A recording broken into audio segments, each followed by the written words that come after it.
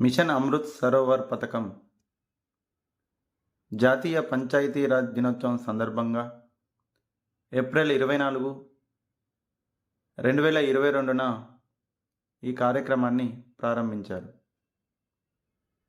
దీని యొక్క ముఖ్య ఉద్దేశం ఆజాదీ కా అమృత్ మహోత్సవంలో భాగంగా దేశంలో ప్రతి జిల్లాలోని జల వనరులను అభివృద్ధి చేయడం ఈ మిషన్ యొక్క ముఖ్య ఉద్దేశం. ఈకేర్ పోర్టల్ అనగా ఈ clearance for after life remains. దీనిని 3 ఆగస్ట్ 2023న ప్రారంభించారు. దీని యొక్క ముఖ్య ఉద్దేశం విదేశాల్లో మరణించిన భారత పౌరుల మృతదేహాలను వేగంగా భారత్కు తీసుకురావడం. దీనిని ఎయిర్పోర్ట్ హెల్త్ ఆర్గనైజేషన్ పర్యవేక్షిస్తుంది.